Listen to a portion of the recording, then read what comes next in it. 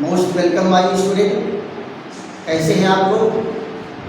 बढ़िया हैं, स्वस्थ हैं और मस्त हैं। चलिए, आप लोगों से मैं कहा था ऑप्शनल क्वेश्चन भी दिए जाएंगे। तो आज 10वीं के पहला चैप्टर रसायन विज्ञान का रासायनिक अभिक्रियाएं और समीकरण से संबंधित चैप्टर से संबंधित कुछ ऑब्जेक्टिव क्वेश्चन पर चर्चा और वीडियो प्रयास किया जाएगा कि आधे घंटे से लेकर के 35 मिनट के बीच में बने और बेहतरीन ढंग से आप लोग एक एक क्वेश्चन पर चर्चा करेंगे और उसको खूब ढंग से पढ़ेंगे। क्योंकि आपके पेपर में 20 नंबर का ऑप्शनल क्वेश्चन आता है और ऑप्शनल क्वेश्चन में बच्चे परेशान हो जाते हैं, तो उस पर हम लोग चर्चा करते हैं। पहला क्वेश्चन है तप्त निकिल चूर्ण पर एल्कीन और हाइड्रोजन की अभिक्रिया कहलाती है ना। यहाँ पहला क्वेश्चन क्या है, देखो बेटा, तप्त निकिल चूर्ण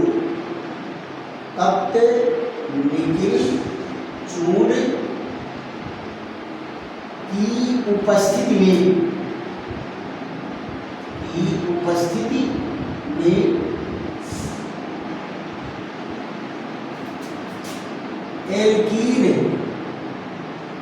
एल्कीन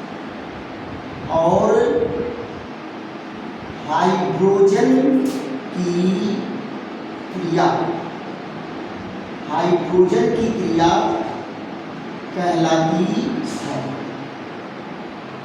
कहलाती है।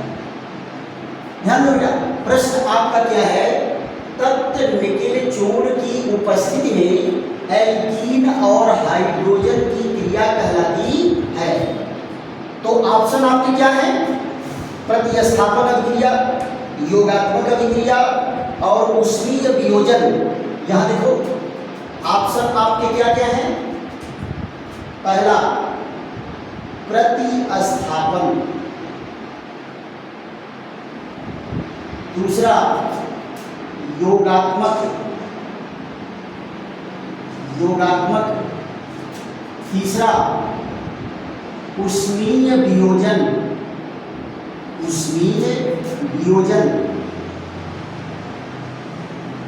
और चौथा है उष्मीय अपघटन। देखो बेटा, हाइड्रोजन की और एल्कीन की योगात्मक अभिक्रिया आपको पढ़ाया गया है। यहाँ देखो CH2 डबल बॉन्ड CH2 और हाइड्रोजन निकिल की उपस्थिति में 200 डिग्री सेंटीग्रेड ताप पर क्या बनाता है, ईथेन। तो देखो दोनों अभिकारक आपस में जुड़ करके एक यौगिक बनाए, नहीं बनाए हैं, दो जुड़ करके एक बनाए हैं, इसलिए अभिक्रिया क्या होगी, योगात्मक अभिक्रिया। क्या होगी, योगात्मक अभिक्रिया होती है। दूसरा क्वेश्चन दिया है लेड नाइट्रेट का रासायनिक सूत्र। दूसरा क्वेश्चन दिया है, क्वेश्चन नंबर 2 क्या है, लेड नाइट्रेट का रासायनिक सूत्र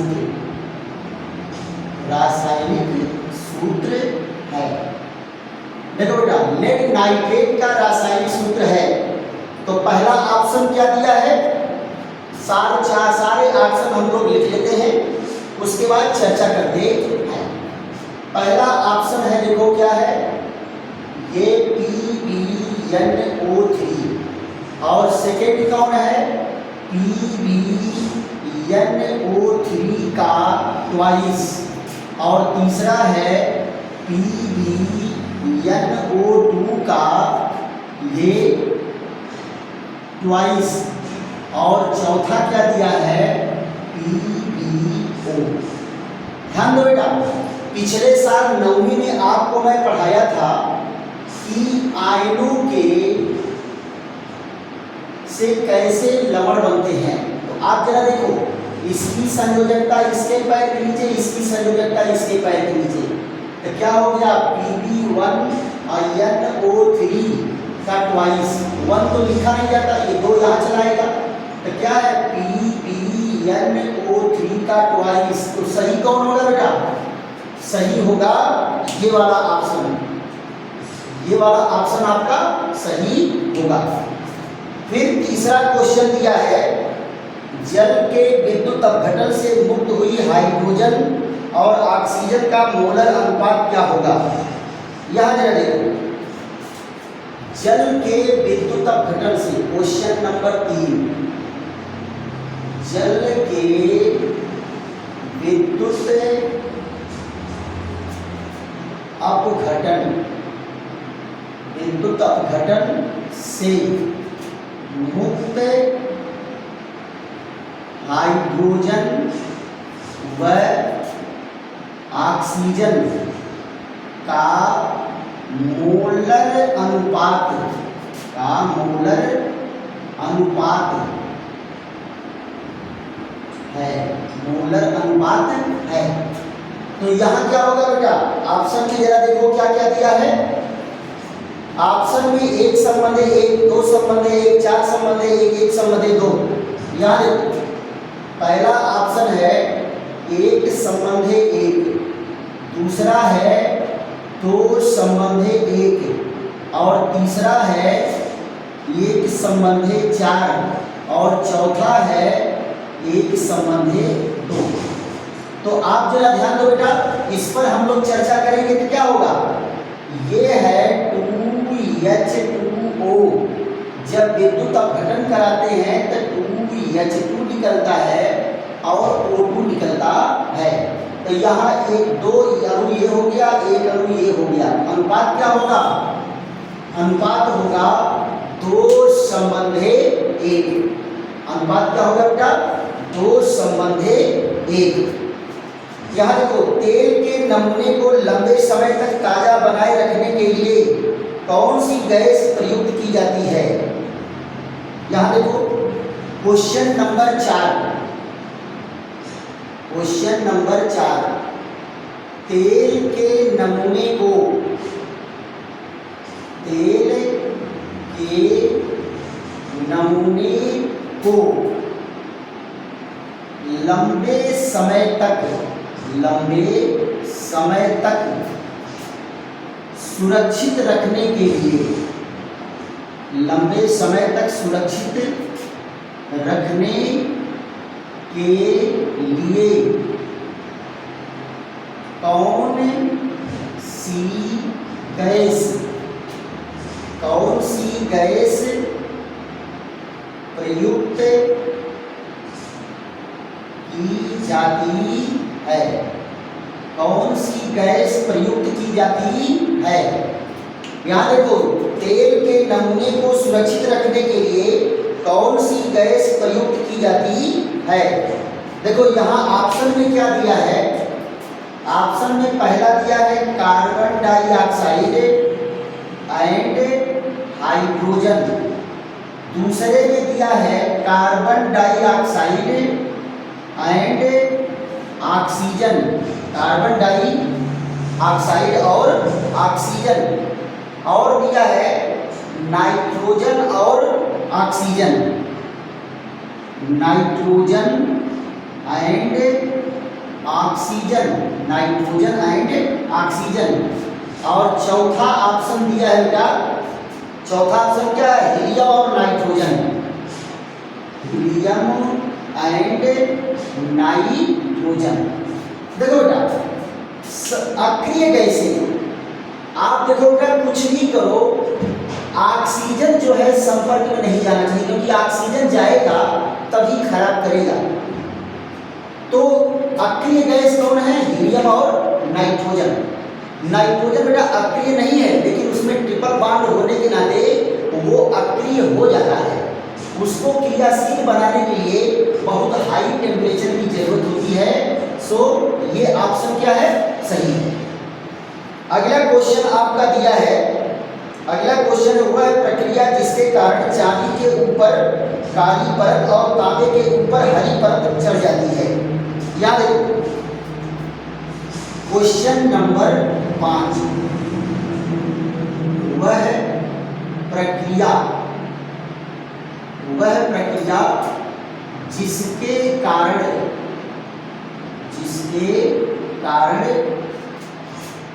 चांदी पर काला व तांबा पर हरा परत बन जाता है, उस क्रिया को क्या कहते हैं बेटा? वह प्रक्रिया जिसके कारण चांदी पर काला और तांबा पर हरा परत बन जाता है। तो जरा देखो तो इसमें क्या है? उदासीनीकरण है, आक्सीकरण है, अपचयन है। यानी ये है पहला उदासीनीकरण,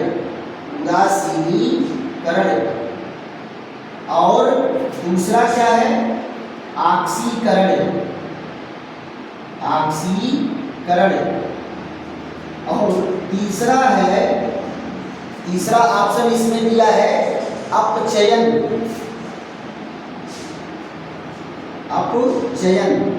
और चौथा दिया है संक्षारण। तो देखो बेटा, आपको मैं पढ़ाया था कि मोर्चा लगना, लोहे पर क्या होता है? मोर्चा लगता है तो लाल रंग की परत बन जाती है। चांदी पर मोर्चा लगता है, संक्षारण होता है तो ब्लैक कलर का उस पर लेयर जम जाता है, और तांबे पर अगर संक्षारण होता है तो ग्रीन कलर का जमता है।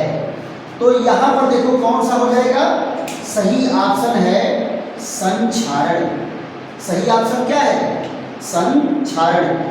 अगला क्वेश्चन है बेटा, यहाँ पर दिया है, जब कॉपर सल्फेट में लोहे का टुकड़ा डालते हैं तो कॉपर फेरस सल्फेट में बदल जाता है। कॉपर व फेरस सल्फेट बनते हैं। यहाँ जरा देखो, बहुत ही बेहतरीन अभिक्रिया है। क्या कहें? क्वेश्चन नंबर 6, जब कॉपर सल्फेट के विलयन में आयरन Fe का टुकड़ा डालते हैं तो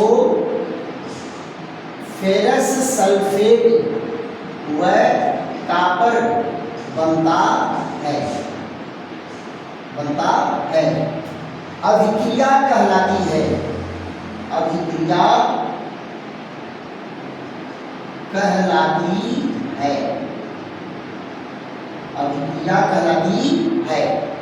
आप जरा देखो कौन सी अभिक्रिया कहलाएगी? ये जब डालोगे तो प्रतिस्थापन अभिक्रिया, योगात्मक अभिक्रिया, वही चीजें। जरा ऑप्शन देख लो, पहला क्या है? पहला प्रतिस्थापन अभिक्रिया।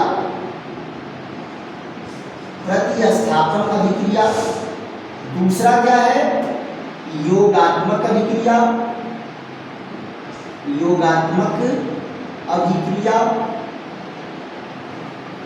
और तीसरा है उष्मीय वियोजन। और क्या है? चौथा उष्मीय अपघटन।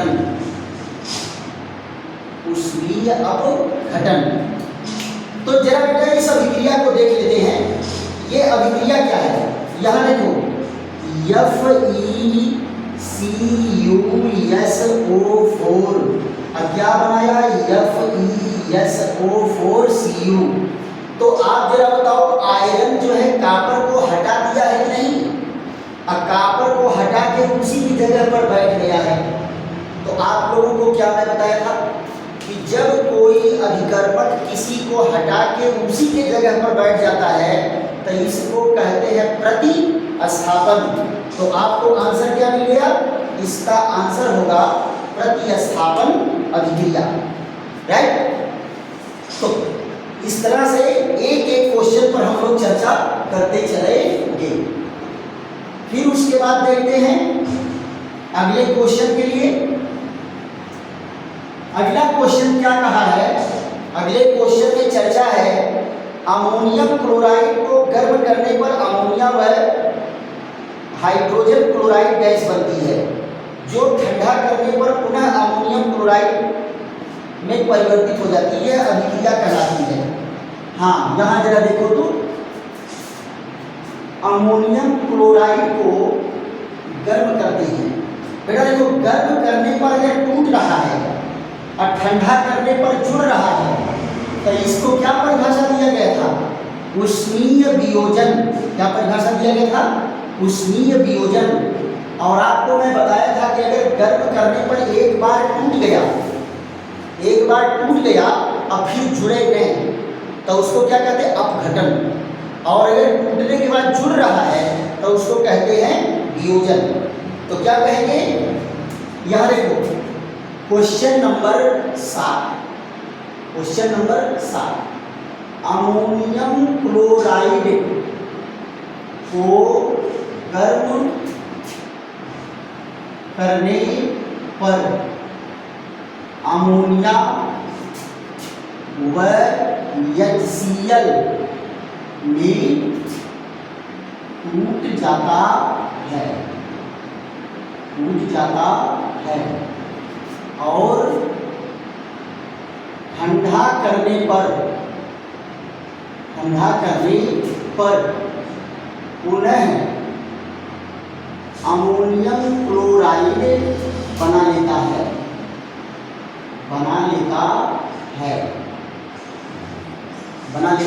है तो अभिक्रिया कहलाएगी।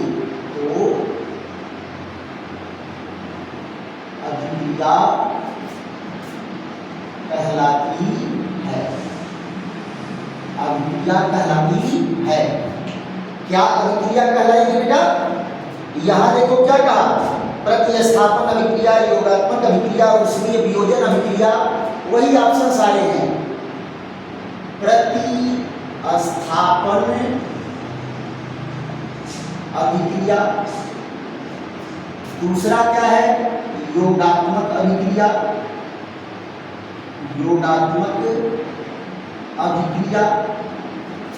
और तीसरा क्या है? उष्मीय वियोजन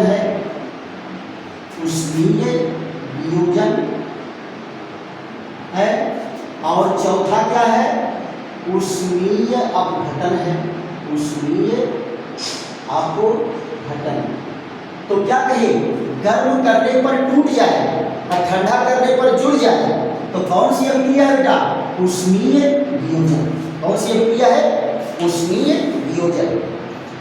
देखो बेटा, कह रहा है कि निम्नलिखित में से उत्क्रमणीय अभिक्रिया कौन है? निम्नलिखित में से अनुत्क्रमणीय अभिक्रिया कौन है या उत्क्रमणीय अभिक्रिया नहीं है?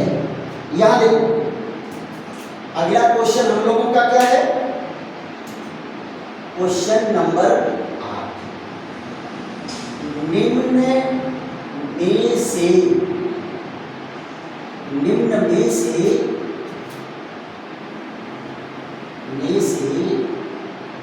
उत्क्रमणीय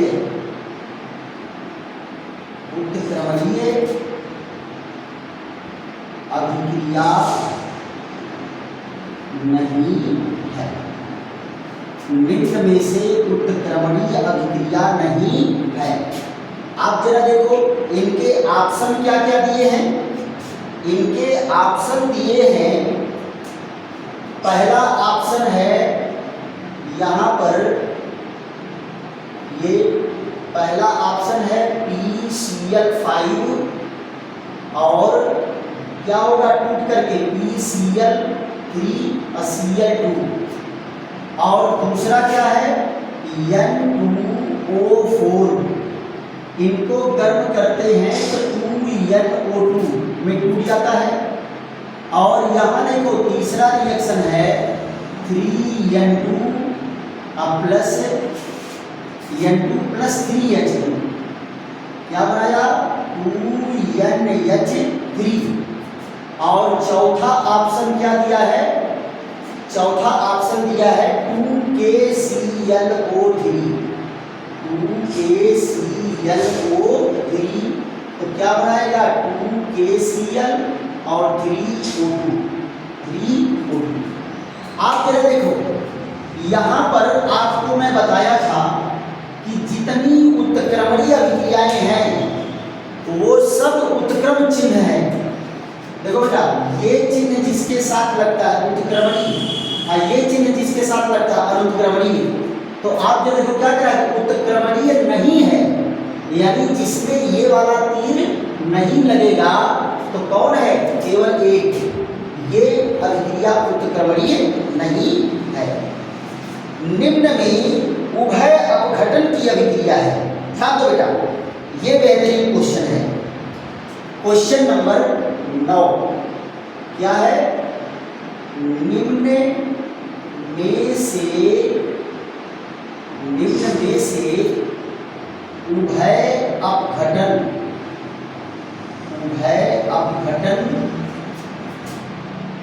अभिक्रिया है, उभय अपघटन अभिक्रिया है।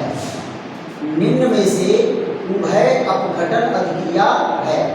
उभय अपघटन मतलब क्या होता है, दोनों अभिकारक अणु टूटते हैं, इसका धनायन उसके ऋणायन के साथ, उसका ऋणायन इसके धनायन के साथ, यानी धनायनों और ऋणायनों का आदान प्रदान होता है, तो उसे उभय अपघटन अभिक्रिया कहते हैं। तो इनमें से उभय अपघटन अभिक्रिया कौन है, इस पर चर्चा करनी है। तो यहाँ देखो, उभय अपघटन अभिक्रिया नहीं है, क्या निम्नलिखित में से कौन सी उभय अपघटन अभिक्रिया है, और दूसरे में कहा है कि नहीं है। तो दोनों देखो एकदम बेहतरीन क्वेश्चन दे दिया है साथ में। तो यहाँ देखो, ये क्या है, पहला ऑप्शन, पहले ऑप्शन में दिया है ये PCl3 और Cl2, क्या बनाया PCl5। और दूसरे ऑप्शन में क्या दिया है, यहाँ देखो ये है Zn और H2SO4, तो क्या बना देता है ZnSO4 और H2। तीसरे वाले में जरा देखो क्या है, तीसरे वाले में दिया है ये NH4Cl, गर्म करते हैं तो NH3 और HCl। और चौथा ऑप्शन क्या दिया है बेटा, चौथा ऑप्शन दिया है barium sulphate plus barium sulphate, और प्लस क्या दिया है सोडियम, यहाँ बेरियम क्लोराइड है, barium chloride plus sodium sulphate. यहाँ जरा ध्यान दो, ये क्या बना रहा है बेरियम सल्फेट और सोडियम क्लोराइड। तो जरा अभिक्रियाओं पर चर्चा करो। तो ये दोनों अभिक्रियाएं जुड़ करके एक अभिकारक बना रही है, योगात्मक अभिक्रिया है। इसमें जो है जिंक हाइड्रोजन को हटा रहा है, तो प्रतिस्थापन अभिक्रिया है। इनको गर्म करने पर दो अणुओं में टूट जा रहे हैं, क्योंकि उसमें अभियोजन है। और इसमें देखो क्या है, इसका ऋणायन इसके धनायन से, इसका ऋणायन इसके धनायन से, यानी ये अभिक्रिया है उभय अपघटन। क्लियर। इसके बाद क्वेश्चन क्या है, निम्न में कौन सी उभय अपघटन अभिक्रिया नहीं है, इनमें से कौन सा उभय अपघटन अभिक्रिया नहीं है। जरा देखो तो क्वेश्चन नंबर 10, यहाँ देखो, निम्न में से कौन उभय अपघटन अभिक्रिया नहीं है, उभय अपघटन अभिक्रिया नहीं है। देखो बेटा वो कौन कौन सी अभिक्रिया दिया है, यहाँ देखो पहले नंबर पर NH4Cl गर्म करते हैं तो NH3 और HCl। दूसरा वाला जरा देखो, दूसरे वाले अभिक्रिया में दिया है CH3COOH और NaOH। तो क्या बनाता है बेटा, ये बनाएगा CH3COONA और H2O। यहाँ जरा देखो तीसरा ऑप्शन क्या दिया है, तीसरा ऑप्शन दिया है सिल्वर नाइट्रेट और सोडियम क्लोराइड। तो क्या बनाएगा, सिल्वर क्लोराइड और यहाँ पर सोडियम नाइट्रेट। और चौथे में क्या दिया है, बेरियम क्लोराइड और सोडियम सल्फेट। यहाँ देखिए बेरियम क्लोराइड और सोडियम सल्फेट क्या बनाएगा, बेरियम सल्फेट और सोडियम क्लोराइड। आप देखो क्या प्रश्न कह रहा है कि निम्न में से कौन उभय अपघटन अभिक्रिया नहीं है। आप जरा देखो उभय अपघटन अभिक्रिया नहीं है, ये क्या है, गर्म करने पर टूट जा रहा है तो ये वियोजन है। और यहाँ देखो इसमें क्या देख रहे हो, इसका धनायन इसके ऋणायन से, इसका धनायन इसके ऋणायन से, उभय अपघटन है। यहाँ देखो इसका ऋणायन इसके धनायन से और इसका ऋणायन इसके धनायन से, उभय अपघटन है। यहाँ देखो इसका धनायन इसके ऋणायन से और इसका धनायन इसके ऋणायन से, उभय अपघटन है। तो कौन उभय अपघटन नहीं है, तो ये उभय अपघटन नहीं है। कौन, ये उष्मीय वियोजन है। पहला ऑप्शन सही होगा, पहला ऑप्शन सही होगा। इसके बाद क्या है, कॉपर सल्फेट विलयन में जिंक का टुकड़ा डालने पर रंगहीन हो जाता है, विलयन रंगहीन हो जाता है। जरा क्वेश्चन देखो, क्वेश्चन नंबर 11 क्या कहा, कॉपर सल्फेट के विलयन में, कॉपर सल्फेट के विलयन में जिंक का टुकड़ा डालने पर विलयन रंगहीन हो जाता है, विलयन रंगहीन हो जाता है, रंगहीन हो जाता है। क्यों मतलब कौन सी क्रिया होती है जिसके कारण विलयन रंगहीन हो जाता है। तो जरा पहले रिएक्शन पर चर्चा कर लो। तो यहाँ पर क्या है, कॉपर सल्फेट है और क्या डाल रहे हो, जिंक। तो क्या बना रहा है, जिंक सल्फेट और क्या निकल रहा है, कॉपर। ध्यान देना, जब कॉपर 2 पॉजिटिव होता है तो इसका रंग नीला होता है और जब उदासीन हो जाता है तो रंगहीन होता है। क्या होता है, रंगहीन। और यहाँ देखो जिंक अगर 2 पॉजिटिव है तो रंगहीन होगा। क्या होगा, रंगहीन है ना।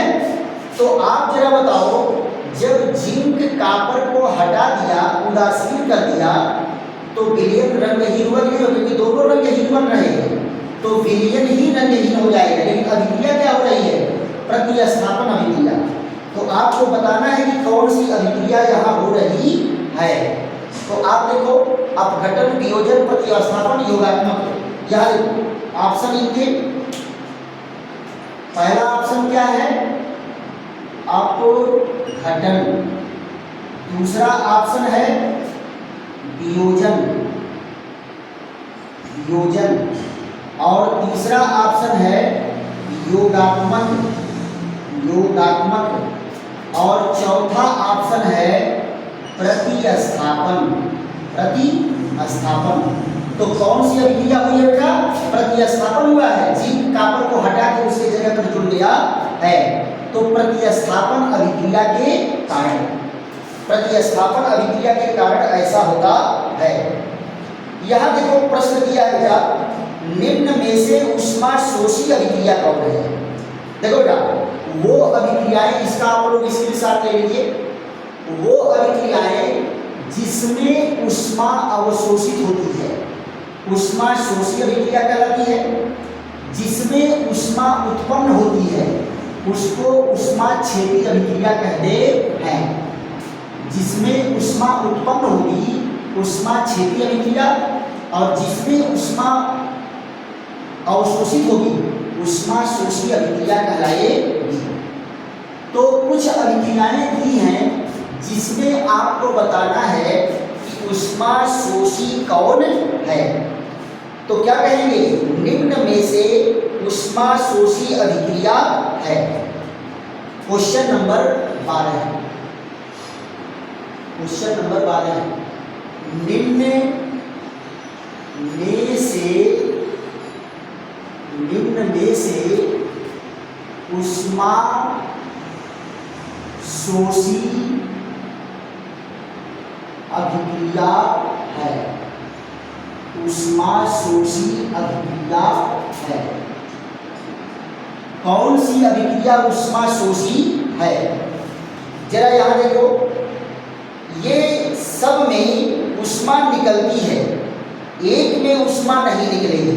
जरा यहां ध्यान दो, पहला ऑप्शन कौन है? PCl5 से क्या बनेगा?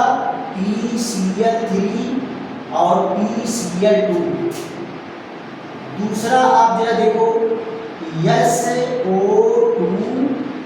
और O2, ये क्या है? 2SO3। और तीसरा यहाँ पर कौन है? ये है H2 प्लस O2, और यहाँ क्या बनाएगा? 2H2O। यहाँ जरा देखो, चौथे नंबर पर क्या दिया है? कार्बन ऑक्सीजन से क्रिया करता है, कार्बन ऑक्सीजन से अब क्या बनाता है? CO2। ध्यान दो बेटा, अभिक्रियाओं को अगर देखोगे तो इसमें भी ऊष्मा निकलती है, पानी के अणु बनते हैं तो भी ऊष्मा निकलती है, और कोयला जलता है ऑक्सीजन में तो भी ऊष्मा निकलती है। तो ऊष्मा शोषी अभिक्रिया कौन है? केवल ये, इसमें ऊष्मा का अवशोषण होता है। फिर जंक का रासायनिक सूत्र, याद रखो, बहुत बढ़िया क्वेश्चन है। जंक का रासायनिक सूत्र, क्वेश्चन नंबर 13, जंक का रासायनिक सूत्र, जंक का रासायनिक सूत्र है। जंक का रासायनिक सूत्र क्या है बेटा? यहां देखो, ferrous carbonate, lead oxide, iron oxide और ये। तो जरा देखो यहां पहला ऑप्शन क्या दिया है? पहला ऑप्शन दिया है FeCO3, दूसरा ऑप्शन दिया है FeCO3 X मॉलिक्यूल H2O, और तीसरा ऑप्शन दिया है Fe2O3 X मॉलिक्यूल H2O, और चौथा ऑप्शन दिया है PbCO3। देखो बेटा, जंग जो लोहे पर लगता है उसका सूत्र क्या होगा? है देखो बेटा, लेड कार्बोनेट तो नहीं होगा, है आयरन का ऑक्साइड बनता है, और ये क्या है? आयरन के कार्बोनेट है, आयरन के हाइड्रेटेड कार्बोनेट है, और ये फेरिक ऑक्साइड। तो कौन होगा? ये जो है लोहे पर जो जंग लगता है ये उसका फार्मूला होगा। निम्नलिखित में से कौन सी धातु आर्द्रवायु में संचारित नहीं होती? अगला क्वेश्चन, क्वेश्चन नंबर 14 निम्न में से कौन सी धातु नम वायु में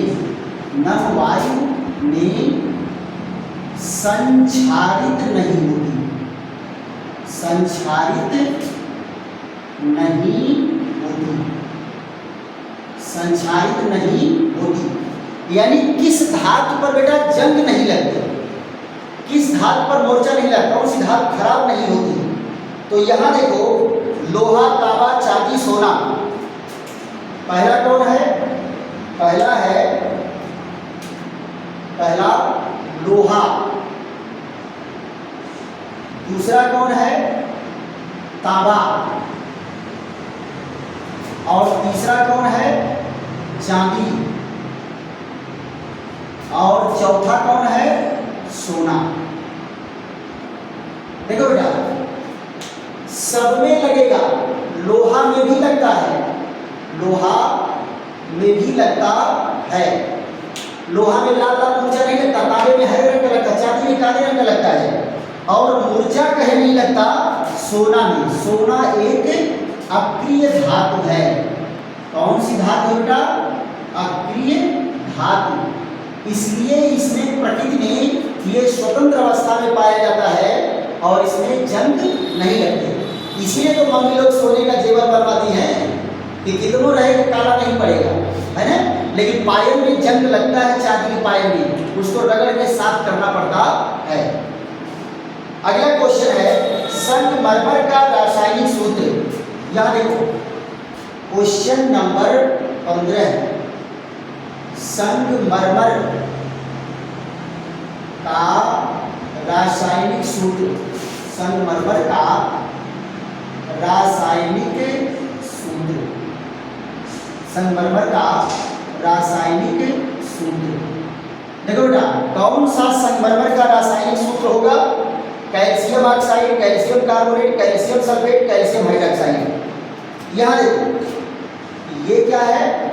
पहला ऑप्शन इसमें दिया है कैल्शियम ऑक्साइड, दूसरा ऑप्शन दिया है कैल्शियम कार्बोनेट, और तीसरा दिया है कैल्शियम सल्फेट, और चौथा ऑप्शन क्या है? Calcium hydroxide. देखो बेटा कैल्शियम सल्फेट का तो चूना से कोई लेना देना नहीं, संगमरमर से कोई लेना देना नहीं, ये जिप्सम का भाग है। अब यहाँ देखो ये किसका सूत्र है? ये सूत्र है कली चूना का, ये सूत्र है बुझा चूना का, और ये सूत्र है संगमरमर का। देखो बेटा संगमरमर का सूत्र भी यही है, चूना पत्थर का सूत्र भी यही है, खड़िया चाक का भी सूत्र यही है, और अवक्षेपित कैल्शियम कार्बोनेट का भी यही सूत्र है। तो कैल्शियम कार्बोनेट कई चीज के सूत्र होते हैं। तो संगमरमर का सूत्र क्या है? Calcium carbonate. अब देखो बेटा आलू के चिप्स को लंबे समय तक विकृत गंधिता से बचाने के लिए कौन सी गैस प्रयुक्त की जाती है? यहाँ देखो क्वेश्चन नंबर 16 क्या है? आलू के चिप्स को लंबे समय तक विकृत गंधिता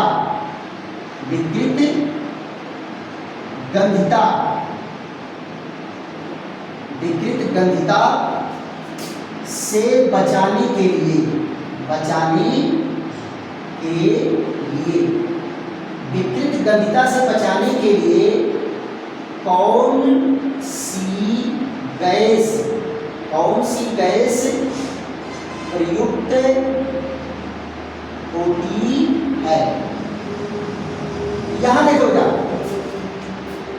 आलू के चिप्स को आप लोग खूब चिप्स खाते हो जी आलू का, और देखो दुकान पर नहीं बड़का डब्बा फूला रहता है प्लास्टिक, है ना, उसमें रहेगा फूला हुआ डब्बा, इतना बड़ा चिप्स रहेगा इतना, है ना।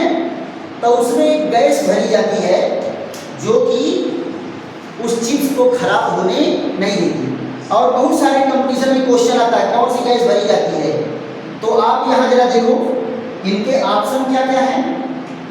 पहला ऑप्शन है कौन सी गैस भरी जाती है, O2।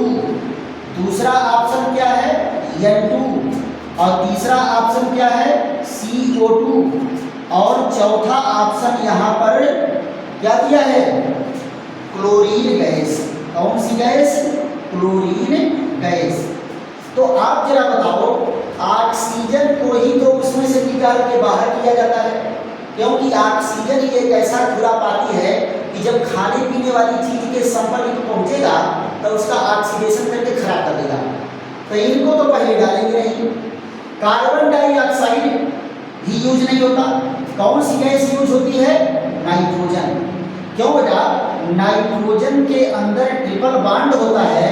इस ट्रिपल बॉन्ड के कारण ये जल्दी किसी से क्रिया नहीं करते, ये निष्क्रिय स्वभाव के होते हैं, इसलिए इसको उसमें मिलाया जाता है। अगला क्वेश्चन हम लोगों का है, चूने के पत्थर के ऊष्मीय अपघटन के फलस्वरूप प्राप्त होने वाला ठोस। यहाँ देखिए यहाँ क्या है, क्वेश्चन नंबर 17। यहाँ देखो चूना पत्थर के ऊष्मीय अपघटन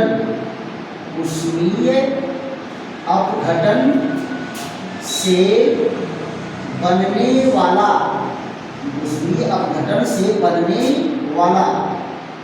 ठोस पदार्थ है। आप जरा देखो ये क्या बेटा, यही चूना पत्थर है।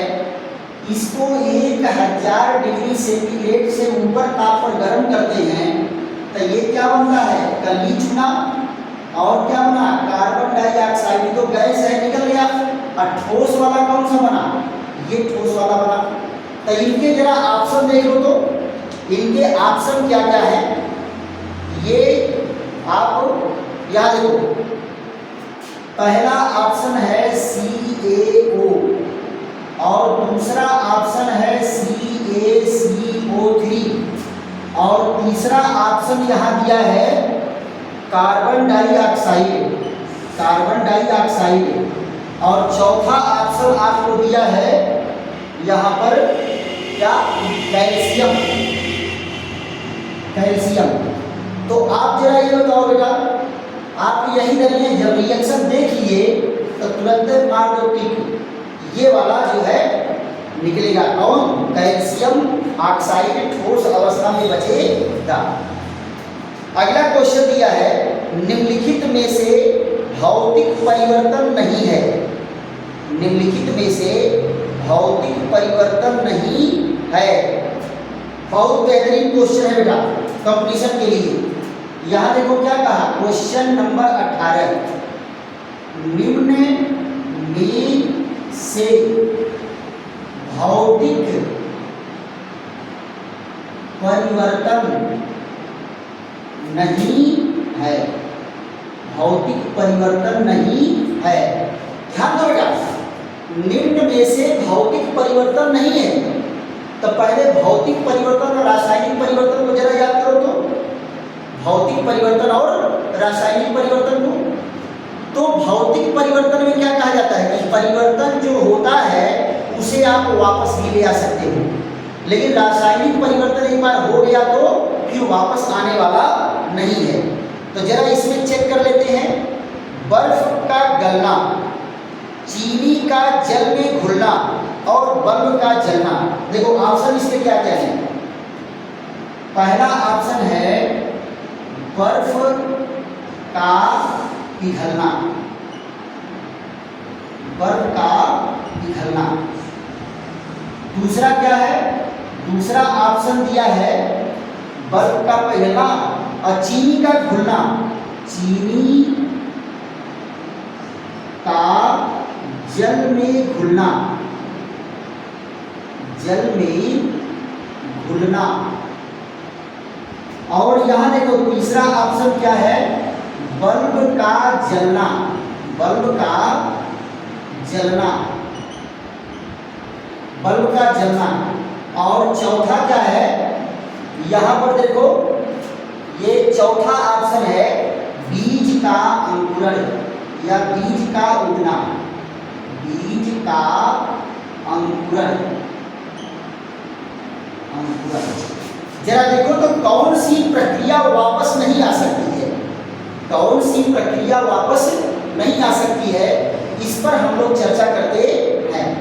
देखो बेटा, बर्फ पिघला, पानी बना, फिर फ्रिज में रख के ठंडा कर दो, बर्फ बन जाएगा, यानी ये भौतिक परिवर्तन है। चीनी को जल में घोले, फिर पानी भाप बना के उड़ा दो, फिर चीनी मिल जाएगा, भौतिक परिवर्तन है। बल्ब जल रहा है, बुझा दो, फिर अपने कंडीशन में पहुंच गया। लेकिन बीज का अंकुरण, अगर एक बार बीज का अंकुरण हो के पौधा निकल गया, फिर आप कितनों ठोकते रहो, फिर वो बीज बनने वाला नहीं है। सो बीज का अंकुरण क्या है, रासायनिक परिवर्तन है, बाकी ये तीनों क्या है, भौतिक परिवर्तन है। फट से स्क्रीनशॉट लीजिए, तो फट से स्क्रीनशॉट लीजिए, उसके बाद अगले क्वेश्चन पर चलते हैं। अगला क्वेश्चन है बेटा हम लोगों का, अगला क्वेश्चन हम लोगों की चर्चा का है क्या, सूर्य के प्रकाश में अपघटित होने वाला लवण, सूर्य के प्रकाश में अपघटित होने वाला लवण कौन सा है, उस पर हमारी आपकी चर्चा चलेगी। तो देखो बेटा, अपघटन मतलब क्या है, यहाँ सूर्य की का प्रकाश है, अपघटन करने वाला कौन है, सूर्य का प्रकाश। किसका अपघटन करेगा, किसी लवण का। तो वो कौन सा लवण है जो सूर्य के प्रकाश में अपघटित हो जाता है। तो यहाँ देखिए क्वेश्चन नंबर कौन सा है, 19। वह कौन लवण है, कौन लवण है जो सूर्य के प्रकाश में, सूर्य के प्रकाश में अपघटित होता है, अपघटित होता है। सूर्य के प्रकाश में अपघटित होने वाला लवण, sodium chloride, potassium chloride, cuprous chloride, सारे ऑप्शन है इसके।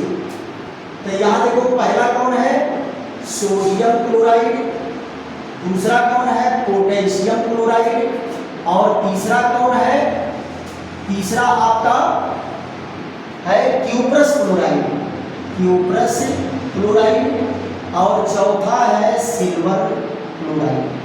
तो यही वाला बेटा अपघटित होता है, सूर्य के प्रकाश में सिल्वर क्लोराइड अपघटित होता है। अब यहाँ देखो, यहाँ दिया है कि अभिक्रिया किस प्रकार की है, अभिक्रिया दे दिया है। यहाँ जरा देखिए क्वेश्चन नंबर 20, क्वेश्चन नंबर 20 क्या कहा, Fe2O3 और 2Al क्या बनाता है, Al2O3 और 2Fe अभिक्रिया है, अभिक्रिया है। ये कौन सी अभिक्रिया है बेटा, आप जरा देखो तो, ये अभिक्रिया है वियोजन अभिक्रिया, संयोजन अभिक्रिया, विस्थापन अभिक्रिया। यहाँ देखिए पहला यहाँ पर क्या है, यहाँ देखो पहला है वियोजन अभिक्रिया, वियोजन अभिक्रिया। दूसरा है संयोजन अभिक्रिया, संयोजन अभिक्रिया। और तीसरा क्या है, तीसरा दिया है विस्थापन अभिक्रिया, विस्थापन अभिक्रिया और प्रतिस्थापन अभिक्रिया एक ही है, ये विस्थापन अभिक्रिया। और चौथा क्या है बेटा, चौथा दिया है द्विविस्थापन अभिक्रिया, द्विविस्थापन अभिक्रिया को उभय अपघटन भी कहते हैं, द्विविस्थापन अभिक्रिया, द्विविस्थापन अभिक्रिया।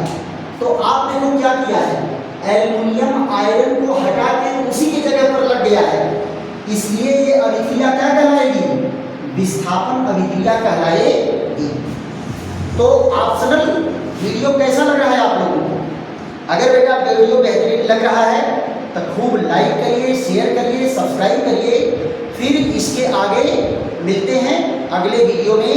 थैंक यू, धन्यवाद। और कमेंट भी करो बेटा, कमेंट भी करो कि कहाँ आपको प्रॉब्लम हो रही है तो उसको फिर सुधारा जाएगा। थैंक यू, धन्यवाद।